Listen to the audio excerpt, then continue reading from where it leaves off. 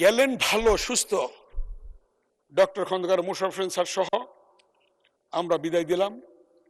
আসার সময় আসতে পারছেন না, মানুষ ধরে উঁচু করে স্ট্রেচার দিয়ে তাকে নিয়ে আসা হলো। মাননীয় স্পিকার, কি দোষ ছিল তারেক রহমানের? তার কোমর ভেঙে দিতে হবে? কি দোষ ছিল চোখ বেঁধে তাকে টানিয়ে উপর থেকে ফেলে দেবে? জনাব তারেক রহমানের দোষ কি ছিল?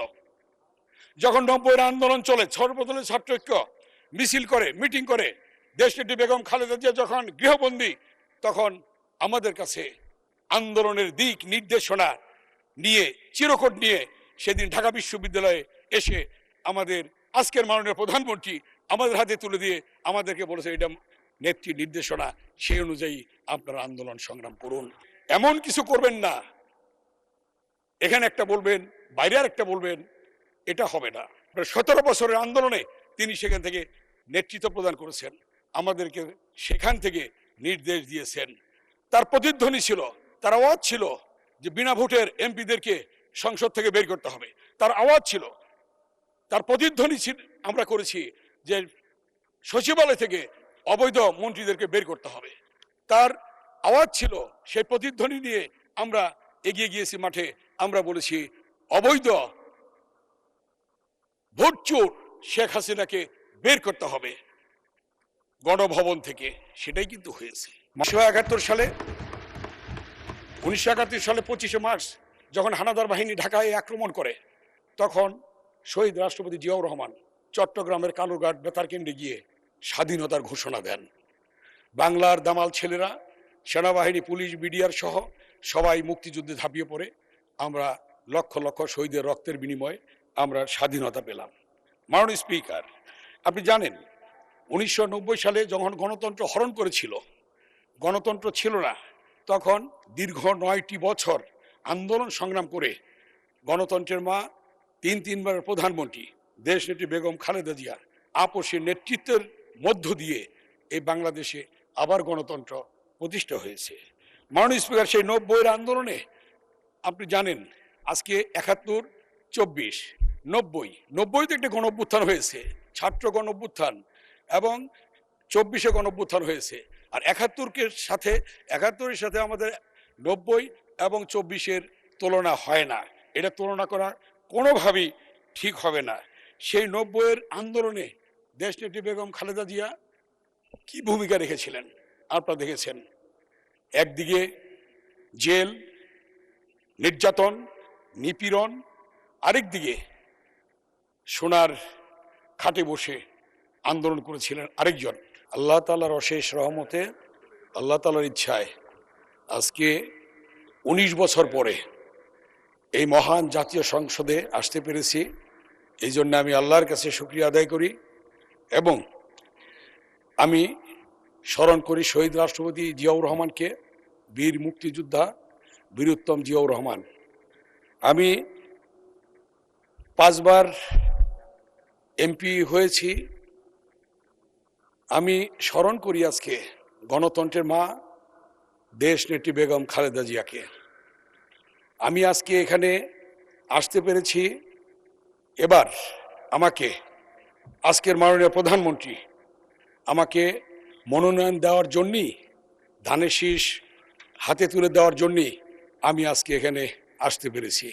এই জন্য আমি আমার মাননীয় প্রধানমন্ত্রীর কাছে কৃতজ্ঞতা প্রকাশ করি এবং যারা ভোট দিয়ে আমাকে 5 বার নির্বাচিত করেছে ঢাকা 2 কেরানীগঞ্জ থেকে, আমি সেই জনগণের প্রতি কৃতজ্ঞতা প্রকাশ করছি। মাননীয় স্পিকার, সময় খুব কম, কোত্থেকে শুরু করবো আর কোত্থেকে বলবো। মাননীয় স্পিকার, আপনার একটা বর্ণাঢ্য জীবন আছে, ছাত্র জীবন। আপনি ঢাকা বিশ্ববিদ্যালয়ে এক সময় স্লোগান মাস্টার ছিলেন এবং ঢাকা বিশ্ববিদ্যালয়ে একজন তেজস্বী ছাত্রনেতা ছিলেন এবং সেখানে আন্দোলন সংগ্রামে 90-এ আপনি অংশগ্রহণ করেছেন। মাননীয় স্পিকার, আজকে ইতিহাস বলতে গেলে অনেক বলতে হবে। আজকে আপনি দেখুন, বাংলাদেশের বিভিন্ন ক্রান্তিকালে জিয়া পরিবার সব সময় জনগণের পাশে ছিল। 1971 সালে 25শে মার্চ যখন হানাদার বাহিনী ঢাকায় আক্রমণ করে, তখন শহীদ রাষ্ট্রপতি জিয়াউর রহমান চট্টগ্রামের কালুরঘাট বেতার কেন্দ্রে গিয়ে স্বাধীনতার ঘোষণা দেন। বাংলার দামাল ছেলেরা, সেনাবাহিনী, পুলিশ, বিডিআর সহ সবাই মুক্তিযুদ্ধে ঝাঁপিয়ে পড়ে আমরা লক্ষ লক্ষ শহীদের রক্তের বিনিময়ে আমরা স্বাধীনতা পেলাম। মাননীয় স্পিকার, আপনি জানেন 1990 সালে যখন গণতন্ত্র হরণ করেছিল, গণতন্ত্র ছিল না, তখন দীর্ঘ 9টি বছর আন্দোলন সংগ্রাম করে গণতন্ত্রের মা, তিনবারের প্রধানমন্ত্রী দেশনেত্রী বেগম খালেদা জিয়া আপসের নেতৃত্বের মধ্য দিয়ে এই বাংলাদেশে আবার গণতন্ত্র প্রতিষ্ঠা হয়েছে। মাননীয় স্পিকার, সেই 90-এর আন্দোলনে আপনি জানেন আজকে 71, 24, 90-তে একটা গণ অভ্যুত্থান হয়েছে, ছাত্র গণ অভ্যুত্থান, এবং 24-এ গণ অভ্যুত্থান হয়েছে। আর 71-এর সাথে আমাদের 90 এবং 24-এর তুলনা হয় না, এটা তুলনা করা কোনোভাবেই ঠিক হবে না। সেই 90-এর আন্দোলনে দেশনেত্রী বেগম খালেদা জিয়া কি ভূমিকা রেখেছিলেন আপনারা দেখেছেন। একদিকে জেল, নির্যাতন, নিপীড়ন, আরেকদিকে সোনার খাটে বসে আন্দোলন করেছিলেন আরেকজন। আপনি জানেন দেশনেত্রী বেগম খালেদা জিয়া যখন চট্টগ্রামে হত্যাকাণ্ড হয়েছিল, সেখানে সর্বদলীয় একটি ডাক ছিল যে সর্বদলীয় একটি শোক মিছিল হবে কেন্দ্রীয় শহীদ মিনার থেকে। সেই সর্বদলীয় শোক মিছিলে দেশনেত্রী বেগম খালেদা জিয়াও থাকবেন এবং শেখ হাসিনাও থাকবেন এবং 8 দল 5 দলের নেতারাও থাকবেন। সেখানে দেখা গেল শহীদ মিনারে গিয়ে হাজির হলেন দেশনেত্রী বেগম খালেদা জিয়া, কিন্তু আরেকজন নেত্রী আসলেন না। কেন আসলেন না সেটার আর জবাব আমরা পাইনি। সেদিনই দেশনেত্রী বেগম খালেদা জিয়া বেগম খালেদা জিয়ার নেতৃত্বে ডক্টর কামাল সেদিন আওয়ামী লীগকে নিয়ে বেগম খালেদা জিয়ার নেতৃত্বে সেই শোক মিছিলে অংশগ্রহণ করেছিল। সেদিনই একদিকে দেশনেত্রী বেগম খালেদা জিয়া, আরেকদিকে সর্বদলীয় নেত্রী হিসেবে তিনি সেদিন প্রমাণ করেছিলেন নিজেকে, এবং বেগম খালেদা সেদিন সর্বদলীয় নেত্রী হয়েছিলেন। সেই মিছিলে আমরাও ছিলাম, এখানে অনেকেই ছিল। মাননীয় স্পিকার, আপনি জানেন 90-এর আন্দোলনে যখন সর্বদলীয় ছাত্র ঐক্য আমরা গঠন করি এবং ডাকসু সহ জাতীয় প্রেস ক্লাবের সামনে একটি পেশাজীবী সংগঠনের সমাবেশ ছিল, সেই সমাবেশে আমরা যখন বক্তব্য দেই তখন লুৎফর রহমান বেনু কিছু ছবি নিয়ে আসলো, এনে আমাদের হাতে দিল যে মইনুল রোডের বাসভবনে আক্রমণ করেছে এরশাদের পেটোয়া বাহিনীরা। এই 90-এর আন্দোলনে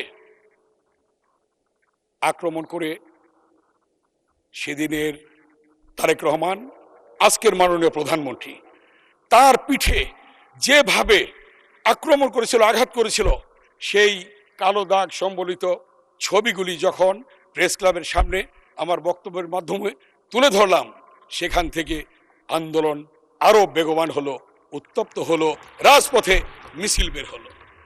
মতিঝিলে আল্লাহওয়ালা বিল্ডিং সহ জাতীয় পার্টির যতগুলি ঘর বাড়ি ছিল ওখানে সবগুলির মধ্যে সেদিন ছাত্র জনতা সেখানে ঘেরাও করেছিল। মাননীয় স্পিকার, এই কথাগুলো আমি বলছি এই জন্যে, দোষ কি জনাব তারেক রহমানের দোষ কি ছিল? যখন 90-এর আন্দোলন চলে, সর্বদলীয় ছাত্র ঐক্য মিছিল করে, মিটিং করে, দেশনেত্রী বেগম খালেদা জিয়া যখন গৃহবন্দী, তখন আমাদের কাছে আন্দোলনের দিক নির্দেশনা নিয়ে, চিরকুট নিয়ে সেদিন ঢাকা বিশ্ববিদ্যালয়ে এসে আমাদের আজকের মাননীয় প্রধানমন্ত্রী আমাদের হাতে তুলে দিয়ে আমাদেরকে বলেছে এটা নেত্রী নির্দেশনা, সেই অনুযায়ী আপনারা আন্দোলন সংগ্রাম করুন। মাননীয় স্পিকার, আমি এই কথাটি এই জন্য মনে করছি, আজকের মাননীয় প্রধানমন্ত্রী শুধু আজকের প্রধানমন্ত্রী নয়, মাননীয় প্রধানমন্ত্রী শুধু আজকের বিএনপির নেতা নয়, 90 সালে স্বৈরাচার বিরোধী আন্দোলনে তার ব্যাপক ভূমিকা ছিল। মাননীয় স্পিকার, আমি এই কথাটি এই জন্য বলছি যে সকল হয়তো জানে না এই বিষয়গুলি বাস্তবতা কতটুকু। আপনারা জানেন মাননীয় স্পিকার, তার পরবর্তীতে আপনি জানেন যে আমাদের পরবর্তীতে আক্রমণের শিকার হলো 111 হলো, গ্রেফতার করা হলো, জেলে গেলাম। আমাদের পাশে 2-3টে রুম পরেই আজকের মাননীয় প্রধানমন্ত্রী অবস্থান করছেন জেলখানায়। 11 ছেলে নিয়ে গেলেন তাকে রিমান্ডে। গেলেন ভালো সুস্থ, ডক্টর খন্দকার মোশাররফ হোসেন স্যার সহ আমরা বিদায় দিলাম। আসার সময় আসতে পারছেন না, মানুষ ধরে উঁচু করে স্ট্রেচার দিয়ে তাকে নিয়ে আসা হলো। মাননীয় স্পিকার, কি দোষ ছিল তারেক রহমানের? তার কোমর ভেঙে দিতে হবে? কি দোষ ছিল চোখ বেঁধে তাকে টানিয়ে উপর থেকে ফেলে দেবে? মাননীয় সদস্য, আসলে আপনি ডাকসুর ভিপি ছিলেন, সাবেক ছাত্রনেতা, অনেক বলতে পারবেন, বাট সময়ের সংকীর্ণতা সংসদে আছে। তারপরে সবকিছু বিবেচনা নিয়ে আপনাকে আর 3 মিনিট দেয়া হলো। 3 মিনিটের মধ্যে আপনার বক্তব্য শেষ করতে হবে। 3 মিনিট প্লিজ। ঠিক আছে মাননীয় স্পিকার, তার পরবর্তীতে জানেন তিনি চিকিৎসাধীন ছিলেন, বিদেশে চিকিৎসায় ছিলেন, এবং সেখান থেকে এই বাংলাদেশে এই 17 বছরের আন্দোলনে তিনি সেখান থেকে নেতৃত্ব প্রদান করেছেন, আমাদেরকে সেখান থেকে নির্দেশ দিয়েছেন। তার প্রতিধ্বনি ছিল, তার আওয়াজ ছিল যে বিনা ভোটের এমপিদেরকে সংসদ থেকে বের করতে হবে। তার আওয়াজ ছিল, তার প্রতিধ্বনি ছিল, আমরা করেছি যে সচিবালয় থেকে অবৈধ মন্ত্রীদেরকে বের করতে হবে। তার আওয়াজ ছিল, সেই প্রতিধ্বনি নিয়ে আমরা এগিয়ে গিয়েছি মাঠে। আমরা বলেছি অবৈধ ভোটচোর শেখ হাসিনাকে বের করতে হবে গণভবন থেকে। সেটাই কিন্তু হয়েছে। এই আন্দোলন সংগ্রাম, ইলিয়াস আলীকে কোথায়? ইলিয়াস আলীর সন্তানরা আজকে তার বাবার কবর জিয়ারত করতে পারবে না। কোথায় তার কবর বলেন?